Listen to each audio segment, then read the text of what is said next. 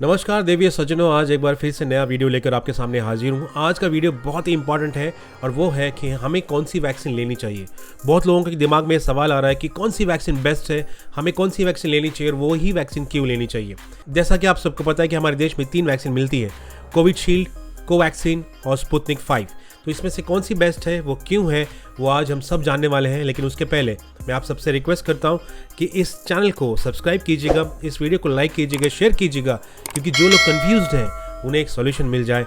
और आज हम पूरी डिटेल में बात करने वाले हैं कि वैक्सीन क्या है। हमारे देश में जो 3 वैक्सीन पाई जाती है उसमें से बेस्ट कौन सी है, आपको कौन सी लेनी चाहिए, उसके लिए क्या लॉजिक है, सारी चीज़ें डिटेल में देखते हैं। आइए चलिए शुरू करते हैं।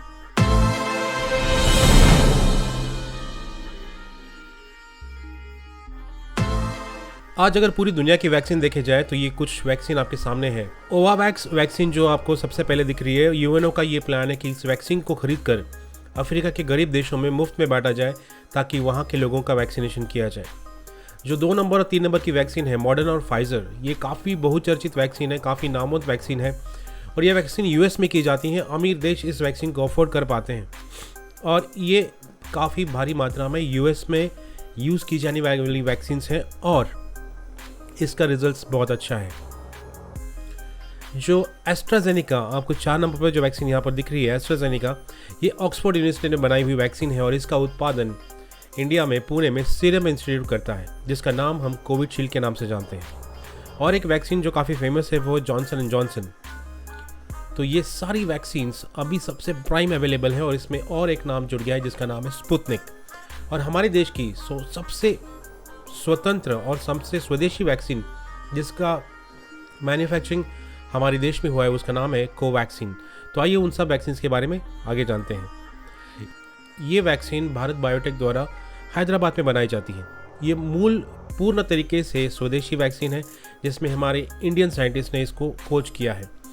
कोवैक्सीन के बारे में यूएस में ये कहा जाता है कि ये वैक्सीन हर टाइप के म्यूटेंट वायरस पे काम करती है, बहुत ही ज़्यादा इफेक्टिव है, इसलिए कोवैक्सीन इज़ इन डिमांड।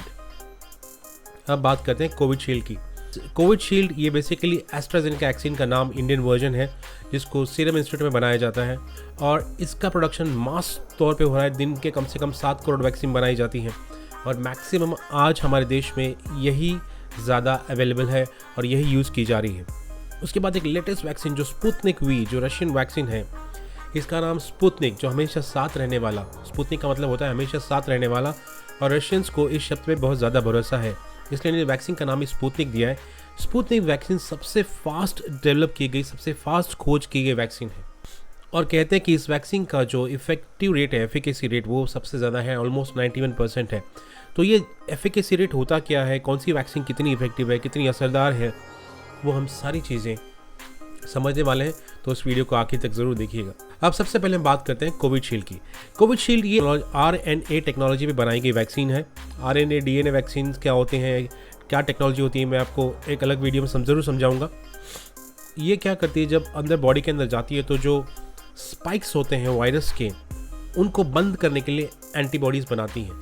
ये पहले जायज़ा लेती हैं कि शरीर में बाहरी ऑर्गन कौन है, उसके बाद जो प्रोटीन स्पाइक्स होते हैं वायरस के, उसको बंद करने के लिए, उसको मुहाना बंद करने के लिए एंटीडोट्स बनाते हैं, एंटीजेंस बनाते हैं। इसका इफेक्टिवनेस, इस बात को ध्यान से सुनिएगा, इसका जो इफेक्टिवनेस है वो 80% if taken in gap of 42 to 56 days. ध्यान से सुनिएगा, इसका इफेक्टिवनेस 80% होता है अगर इसको आप 42 to 56 डेज़ के गैप से लेते हैं। मतलब पहला वैक्सीन अगर आप आज लेते हैं तो और दूसरा वैक्सीन 42 to 56 डेज़ के बीच में लेते हैं तो इसका इफेक्टिवनेस 80% हो जाता है। लेकिन अगर आप 28 दिन के गैप में लेते हैं तो 54% हो जाता है। पहले इसका क्या असर होता है ये पता नहीं था, इसलिए पहले गवर्नमेंट ने अनाउंस किया कि इसको हम 28 दिन में देंगे, लेकिन जब देखा कि इसको जब गैप बढ़ाया जाता है तो इसका इफेक्टिवनेस बहुत ज़्यादा बढ़ जाता है। अब बात करते हैं हमारी स्वदेशी vaccine, made in India, Bharat biotech की कोवैक्सीन। कोवैक्सीन एक पूर्ण रूप से स्वदेशी वैक्सीन है। इसका फॉर्मूला, इसका प्रोडक्शन पूरा हैदराबाद में भारत बायोटेक में किया जाता है। अब देखिए, इसके बारे में खासियत ये है, पूरी दुनिया में इसकी चर्चा है कि कोई भी म्यूटेंट आए उसको ये बड़ी आसानी से टैकल करता है और इसका गैप है फर्स्ट वैक्सीन और सेकेंड वैक्सीन के बीच में 28 डेज और ये आपको इफेक्टिव असरदार दिखती है 80%, विच इज़ एब्सोल्युटली अमेजिंग। फ़र्क देखिए कोवैक्सीन और कोविशील्ड में। कोविशील्ड में 42 दिन से लेकर अगर आज 56 दिन के बीच में आप गैप रखते हैं तो आपको 80% इफेक्टिवनेस मिलता है, लेकिन कोवैक्सीन में यही असर आपको केवल 28 दिन में मिलता है और ये हर टाइप के म्यूटेंट पे असरदार होती है। तो अगर आपके मन में यह सवाल होता है कि कौन सी वैक्सीन अच्छी है, मैं ये लूँ या वो लूँ, वैक्सीन सभी अच्छी हैं, काम सभी वही करती हैं, सिर्फ टाइमिंग का फ़र्क है। तो आपको ये समझना पड़ेगा कि कोवैक्सीन और कोविशील्ड में फ़र्क क्या है। अब जो तीसरी वैक्सीन स्पुतनिक वी या स्पुतनिक 5 जो रशियन वैक्सीन है, रशिया से मंगाया गया है और उसका फॉर्मूला मंगाया गया है, उसका प्रोडक्शन भी बहुत ज़ोरों से इंडिया में होने वाला है, उसके बारे में बात करते हैं। ये सबसे तेज़ बनाई गई वैक्सीन है। इसका जो गैप है पहले डोज और दूसरे डोज के बीच में, ये 21 दिन का है और इसका इफेक्टिवनेस 91% है। ये बहुत ज़्यादा फास्ट है। बाकी दोनों वैक्सीन से कंपैरेटिव ये वैक्सीन बहुत तेज़ काम करती है और केवल 21 दिनों में काम करती है। अब ये क्यों काम करती है? क्योंकि इसमें देखिए, it has 2 different inactive virus so that antibodies are made fast. इसका जो पहला डोज दिया जाता है वो अलग दवाई होती है और जो सेकेंड डोज दिया जाता है वो अलग दवाई होती है, और 2 इनएक्टिव वायरस को मिलाकर जब बॉडी में डाला जाता है तो एंटीजेंस बहुत फास्ट बनते हैं और इससे ये प्रोटेक्शन की प्रोसेस बहुत फास्ट बनती है, इसलिए ये वैक्सीन बहुत असरदार है। यह है रशियन वैक्सीन और केवल ये 3 वैक्सीन हमारे देश में अवेलेबल है, कोविशील्ड, कोवैक्सीन और स्पुतनिक 5। अब बात करते हैं विदेशी वैक्सीन जो फाइज़र, जो यूएस में बहुत प्रचलित है, इजराइल में बहुत ज़्यादा फेमस है, यूके में बहुत ज़्यादा चलती है। इसका इफेक्टिव रेट 95% माना जाता है। ओनली द प्रॉब्लम इज़ कि इस वैक्सीन को इंडिया में चलना बहुत मुश्किल है। कोशिशें बहुत हो रही हैं, जो फाइजर के चीफ हैं वो इंडिया से इसकी परमिशन मांग रहे हैं, बट प्रॉब्लम इज़ इस वैक्सीन को -70 डिग्री इतने ठंडे कंटेनर में रखा जाता है, उतनी हमारे पास supply chain management, storage facility India में नहीं है, इसलिए ये वैक्सीन इंडिया में नहीं अब तक आई है, लेकिन उसके लिए भी प्रयास चल रहे हैं। देखते हैं आगे क्या होता है। स्पुतनिक का मैन्युफैक्चरिंग इंडिया में ही किया जाएगा, उसके बारे में भी बहुत सारी बातें हो रही है और ये जल्दी आपको दिखेगा कि स्पुतनिक इंडिया में ही बन रही है। तीनों वैक्सीन अच्छी हैं, सिर्फ टाइम का फ़र्क है। और एक चीज़ याद रखिए, 17 लाख लोग जब वैक्सीनेट हुए थे पहला स्लॉट, उसमें से सिर्फ 6,000 लोगों को वापस कोरोना हुआ, यानी अगर इसका परसेंटेज निकाला जाए तो 0.02% सिर्फ लोगों को वापस कोरोना हुआ। लेकिन फिर भी कुछ लोग पक्का सोचेंगे मन में कि यार अगर वैक्सीन लेने के बाद कोरोना होता है तो इसका क्या फ़ायदा। एक चीज़ आपको समझनी पड़ेगी कि जब पहला डोज आप लेते हैं उसके 42 डेज़ बाद या 28 दिन बाद या 21 दिन बाद आपको दूसरा डोज लेना है। जब पहला डोज आता है तो आपकी प्रोसेस जस्ट स्टार्ट हुई है, धीरे धीरे आपके में एंटीबॉडीज़ बन रही हैं। अब उस वक्त अगर आप कोरोना से इन्फेक्ट हो गए तो इसमें वैक्सीन का क्या दोष है? 2 वैक्सीन लेने के बाद भी आपको कोरोना हो सकता है, लेकिन इसका सबसे बड़ा फ़ायदा ये हो सकता है कि आपको डैमेज कम होगा, आप जल्दी रिकवर होंगे क्योंकि एंटीबॉडीज़ ऑलरेडी आपके बॉडी के अंदर काम कर रही हैं। ये जो 80%, 95% ये जो एफिकेसी, जो इफेक्टिवनेस बता रहे हैं, इसका मतलब ये है कि आपको आपकी बॉडी पर कोरोना का असर कम होगा और आप एक शील्ड लेकर बाहर उतरेंगे। इसका मतलब ये नहीं कि आपको मास्क पहनना नहीं है, आपको खुलेआम घुलना है। जब तक सब लोग वैक्सीनेट नहीं होते हैं तब तक आपको मास्क पहनना, सोशल डिस्टेंसिंग और हैंड सैनिटाइजेशन, बार बार हाथ धोना, ये कंपल्शन है। लेकिन वैक्सीन एक प्रिकॉशनरी मेजर है और एक काइंड ऑफ शील्ड है। आप इमेजिन कीजिए बारिश हो रही है और आप एक छाता लेकर जा रहे हैं, ये वैक्सीन एक छोटा सा छाता है। ये आपको खुलेआम तभी घूमना है जब पूरी बारिश बंद हो जाए। अब कुछ लोगों ने अपने देश में अफवाहें फैलाई हैं, उसके लिए हमारा एजुकेशन सिस्टम, जिसमें हम मानते हैं कि हमारा साक्षरता दर बहुत कम है। दूसरा, व्हाट्सएप यूनिवर्सिटी, कभी कभी ऑनलाइन टेक्निक्स भी कभी कभी हमारे लिए क्षतिग्रस्त हो सकती हैं। व्हाट्सएप यूनिवर्सिटी में ऐसी अफवाहें फैलाई जाती हैं जिसके बारे में मैं कुछ के बारे में बात ज़रूर करना चाहूँगा। पहला मिथ है कि कोविड-19 वैक्सीन अल्टर्स डीएनए। भाई सबसे पहली बात, ये आरएनए टेक्नोलॉजी पे काम करता है। दूसरा, ये सेलुलर्स के अंदर नहीं जाता है, ये बाहर काम करता है, तो डीएनए चेंज करने का सवाल ही पैदा नहीं होता। जिस भी खुराफाती दिमाग की ये सोच है उसे यहाँ पर सच में कह रहा हूँ, उसको थप्पड़ मारना चाहिए। दूसरा मिथ है कि it isn't safe because of quick roll out. लोग कहते हैं कि वैक्सीन बनाने में 10 साल लगते हैं, ट्रायल्स में 10 साल लगते हैं और ये वैक्सीन इतनी जल्दी आ गई है तो ये सेफ़ नहीं है। देखिए, जब ये वैक्सीन मानता हूँ मैं जल्दी बनाई गई है क्योंकि उसकी ज़रूरत ही थी इतनी तेज़ कि इतने लोगों को पूरी दुनिया में हाहाकार मचा हुआ है, तो उसको युद्ध स्तर पर काम करके ये वैक्सीन बनाई गई है। हमारे साइंटिस्ट लोगों ने दिन रात एक कर ये वैक्सीन बनाई गई है। उसके लिए क्लिनिकल ट्रायल्स लिए गए हैं, बहुत ज़्यादा मास लेवल पे ट्रायल्स लिए गए हैं। फास्ट, इसलिए वैक्सीन जल्दी आई। इसका मतलब ये नहीं कि ये सेफ़ नहीं है, ये पूरी तरह से सेफ़ है। और अगर आप सेफ़ नहीं है बोलते हो तो ये हमारे उन साइंटिस्ट का जो योगदान है उसका ये अपमान है। उसके बाद food allergy, immunocompromised, breast feeding और pregnant people can't get the vaccine. These people can get the vaccine. Simply ये अफवाह फैलाने का काम है। नेक्स्ट अफवाह थी, आई विल गेट कोविड-19 फ्रॉम वैक्सीन। लोग कहते हैं कि उस वैक्सीन के अंदर कोरोना वायरस होता है, वो मेरी बॉडी के अंदर चला जाएगा, फिर मेरे अंदर कोरोना आ जाएगा। अरे भाई, वो इनएक्टिव मोड में होता है, वो सिर्फ इसलिए डाला जाता है कि ऐसा पैटर्न आपको स्टडी करना है बॉडी के अंदर जाके। वैक्सीन को पता चलना चाहिए कि मुझे किस बारे में स्टडी करना है, मुझे किसका एंटीजन बनाना है। ये मतलब किस कहाँ के सोच है कि हम कौन वैक्सीन आपके बॉडी के अंदर डालेगा, ऐसा कौन करना चाहेगा। अगली मिथ है कि I have had covid so I don't need a vaccine. भैया, ये बहुत लोग बोलते हैं कि यार मुझे तो कोरोना हो गया है, मेरे अंदर नेचुरल तरीके से एंटीजेंस आ गए हैं, तो अब मुझे वैक्सीन की क्या ज़रूरत है। देखिए, नेचुरल इम्यूनिटी जो आपकी बॉडी के अंदर आई है आपको कोरोना होने की वजह से, ये ज़्यादा दिन नहीं टिकती है, 3-4 महीने, उसके बाद नहीं। लेकिन ये जो है ये परमानेंट कम से कम 1-2 साल आपकी बॉडी में काम करने वाली है, तो वैक्सीन लेना बहुत ज़रूरी है। नो नीड ऑफ मास्क और सोशल डिस्टेंसिंग आफ्टर वैक्सीन। मैंने आपको एक उदाहरण दिया था कि जब तक पूरा देश वैक्सीनेट नहीं होता है और जब कोरोना का प्रभाव कम होता है तभी आप मास्क निकाल सकते हैं। आप वैक्सीन लेने के बाद फुल प्रूफ है इसकी गारंटी नहीं है, आपको फिर भी एहतियात बरतना है। 80%, 42%, 50%, 91% जो भी आपने देखा वहाँ पे भी स्कोप है, तो आपको एहतियात तो बरतना है। बस अंदर से एक शील्ड आपके अंदर डेवलप हो गई है जिससे अगर आपको कोरोना होता भी है तो आपको ज़्यादा डैमेज नहीं पहुँचेगा।